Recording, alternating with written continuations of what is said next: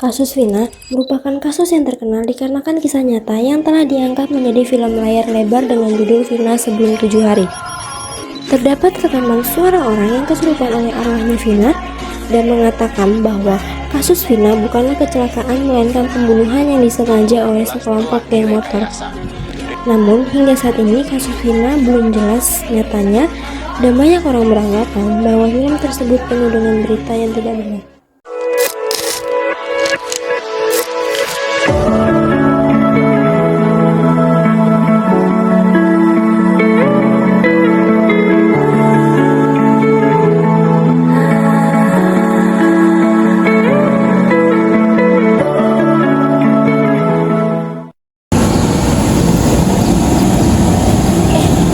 Coba lihat ini deh, katanya tuh Ravina gentayangan tahu di Cirebon, kayak gentayangan untuk minta keadilan gitu. Ya weh Flor, aku ada lihat videonya di TikTok juga. Ya, video tangisannya seru banget.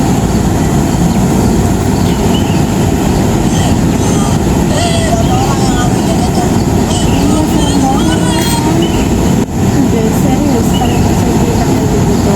Orang tuh nanya orang dari itu cuma editan dan lagi pada uniknya sekarang tuh banyak banget ya konten kreator bikin video kayak gitu cuma buat review aja. Tapi ini lo banyak banget komentar yang bilang kalau itu tuh emang beneran katanya. Iya, itu kan komentar gak sih bukan video. Apalagi sekarang tuh ya lagi rame-rame hoax itu sering banget dibungkus dengan embel-embel horor gitu biar rame ya gak? Nah itu sudah, dan lebih parahnya lagi banyak orang yang lebih percaya hantu daripada fakta. Halo guys, kembali lagi dengan Ria. Kali ini aku akan membahas kasus yang viral banget nih, yaitu tuh kasus Vina yang gentayangan di jam 2 pagi tahu. Dia tuh gentayangan katanya gara-gara menuntut keadilan. Ria, kamu serius ngebahas itu? Ya emang kenapa sih? Itu tuh kasus yang viral banget tahu. Orang-orang tuh suka kasus kayak gini. Terus tahu ya, itu tuh hoax. Polisi aja gak bilang gak ada bukti mistis itu tentang kasus Vina. Aku tuh cuma ceritain ulang aja loh, biar itu viral. Orang-orang tuh suka berita-berita kayak gini, bukan berita-berita serius. Tapi ya Ria, itu sama aja kayak kamu lagi nyebarin berita palsu. Kalian tahu gak sih, akun yang nyebar video itu sudah dihapus tahu, dan katanya itu cuma video yang hitam doang, yang video itu suaranya diedit sama suara orang yang bisa doang. Ya kan? Dan juga apa tuh sebelumnya? Vlognya juga udah bagus kok, soalnya komentarnya pada marah-marah dan bikin takut gitu, pada ngatain aku, bikin mereka takut karena nyebar berita tanpa bukti. Bagus ya, emang harus yang begitu. Soalnya nih ya, kadang tuh harus bukan cuma soal berita atau politik doang, tapi bisa juga dari cerita-cerita mistis. Nah iya tuh, memang sih niatnya cuma buat hiburan. Tapi kalau yang nonton percaya, jadinya malah salah kaprah dong.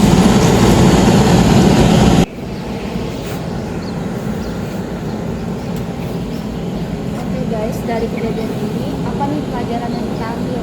Kita harus ingat kalau kita tuh jangan mudah percaya sama suatu hal yang belum jelas asal-usulnya. Dan kita jangan coba-coba bikin video yang gak ada buktinya. Bener loh guys, Vina gentayangan tuh bukan kisah nyata, tapi kisah yang disebar tanpa tanggung jawab. Kita semua suka cerita yang menarik. Tapi bukan berarti semua cerita itu benar. Kadang kebohongan itu disamarkan jadi hiburan. Satu unggahan bisa bikin banyak orang percaya sama hal yang nggak benar. Kebenaran gak perlu dramatis, cukup jujur. Karena yang benar tidak selalu viral. Yeay!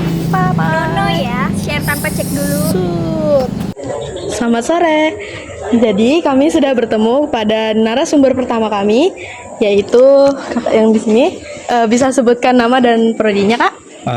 Perkenalkan, namaku Billy dari Prodi Bisnis Digital angkatan 25. Nah, kalau boleh tahu Kak, apa tanggapan Kakak tentang kasus Vina yang pernah beredar? Kalau dari aku sih tanggapannya udah pasti yang pertama ngeri sih, karena itu kan dia dibunuh sama ya ada orang gara-gara dia digonceng malam-malam. Nah, Kakak boleh kasih saran tentang penyebaran kasus hoax, terutama kasus Vina? Kalau yang pertama dari kasus Vina itu kan ada dibilang dia itu kesurupan, terus ada roh lah segala macam. Nah kalau menurutku sendiri itu hoax. Jadi kalau saran dari aku sih, kalau misalnya kita mau gali berita, kita harus searching lebih dalam dulu biar kita tahu itu tuh berita real apa berita hoax. Udah sih itu aja. Oke. Terima kasih Kak. Yo. Halo, jadi kita lagi sama narasumber kedua. Kakak boleh perkenalkan namanya siapa dan dari prodi apa? Oke, namaku Dea Melona Salurapa dari program studi Fisika.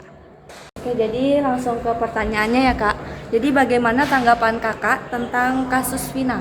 Oke, pendapat saya menurut kasus Vina ini, yang pertama itu, ini kan beritanya hoax ya. Yang pertama itu mengganggu proses hukum karena beritanya ini tidak benar. Yang kedua itu kebingungan publik karena banyaknya opini yang beredar membuat masyarakat bingung tentang identitas asli pelaku dan alur kasus yang sah. Oke, kita lanjut ke pertanyaan kedua. Jadi saran dari Kakak tentang penyebaran kasus hoax ini, terutama kasus Vina ini bagaimana? Oke, jadi saran terhadap kasus ini tuh yang pertama tuh saring sebelum sharing, terus fokus pada fakta hukumnya, cari kebenaran yang benar. Oke, makasih Kak. Sama-sama. Assalamualaikum warahmatullahi wabarakatuh. Di sini kami sudah sama narasumber yang ketiga. Boleh perkenalan Kak, namanya siapa? Perkenalkan, saya Mila. Mila. Oke. Mila. Pertanyaan pertama, apa tanggapan Kakak tentang kasus Vina? Kalau kasus Vina ini sangat menyedihkan ya, karena memang kasus ini tuh baru diurus ketika memang sudah viral di masyarakat. Jadi memang banyak tanggapan-tanggapan dari masyarakat itu yang marah, kayak kenapa baru diusut ketika sudah viral. Nah, gimana nih Kak saran Kakak untuk kasus Vina ini?